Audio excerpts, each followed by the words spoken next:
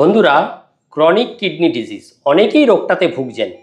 রোগটা এমনই যে যখন আরম্ভ হচ্ছে রোগটা, ধরুন ৩-৪ বছর, ৫ বছর, ৬ বছর বা ৭ বছর কারো ক্ষেত্রে যখন আরম্ভ হচ্ছে, তখন রুগীরা প্রথম দিকে ধরতেই পারেন না যে তিনি ক্রনিক কিডনি ডিজিজে আক্রান্ত। কারণ আপনার রক্তে ইউরিয়া, ক্রিয়েটিনিন এই মার্কারগুলো বেড়ে যখন দৃশ্যগোচর হবে তখন রোগ অনেকটা এগিয়ে গেছে।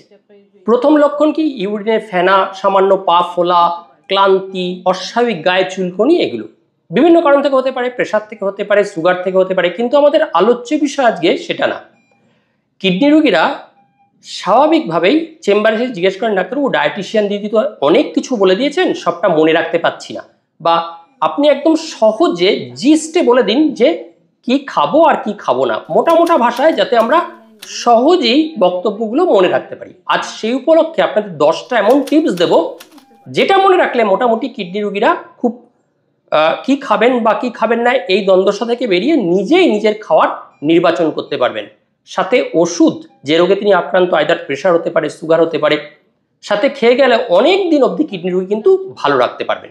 তাহলে চলুন সরাসরি আমরা আলোচনায় ঢুকি। এক্ষেত্রে আমরা বেশিরভাগ ক্ষেত্রেই ফোকাস করতে বলবো যে এই ফুড কম্বিনেশনগুলো, যেগুলো আমি তলায় বলে দিচ্ছি, এগুলো খুব ডেঞ্জারাস। কারণ এগুলো সবকটাই আইদার হাই পটাশিয়াম বা হাই ফসফরাস বা হাই সোডিয়াম, যেগুলো কিডনি রোগীর পক্ষে খুব ডেঞ্জারাস। এই মৌলগুলো, এগুলোর অতিরিক্ত এগুলোতে আছে, তাই এগুলোতে আপনাদের এড়াতে হবে। তাহলে প্রথমেই বলি, ফার্স্ট যে কম্বিনেশনটার কথা বলবো, কলা এবং দুধ একসাথে খাবেন না। কারণ কলা হাই পটাশিয়াম যুক্ত আর দুধে আছে হাই ফসফরাস, দুটো মিলে কিডনির উপর স্ট্রেস বাড়াবে, কিডনিটা খারাপ হবে। নাম্বার 2, টমেটো বা চিজ জাতীয় খাবার। টমেটোতে আছে পটাশিয়াম, চিজে আছে ফসফরাস, আবার ফসফরাস এবং পটাশিয়াম ওভারলোড হয়ে কিডনি ড্যামেজের চান্স বাড়ল। 3 নম্বর, এখন শীতকাল, পালং পনির খুব চলছে।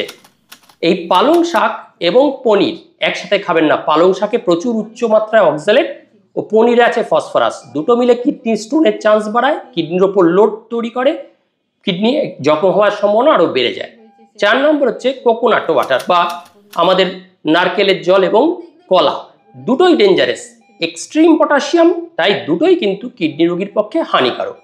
5 নম্বর হচ্ছে প্রিকলস, কোনো আচার জাতীয় খাওয়ার সাথে ভাত মেখে খাচ্ছেন, ওপর থেকে নুন ছড়িয়ে খাচ্ছেন, দুটোই কিন্তু ইনস্ট্যান্ট বিপি বাড়াবে। বিপি জনিত যে কিডনির ক্ষয়ক্ষতিগুলো হয় কিডনি সিকেডিতে গড়ায়, অতএব এই খাবারের কম্বিনেশনটাও এড়াবেন।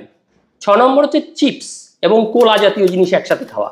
চিপসে প্রচুর পরিমাণে সোডিয়াম, সল্ট, আর কোলাতে ফসফরাস।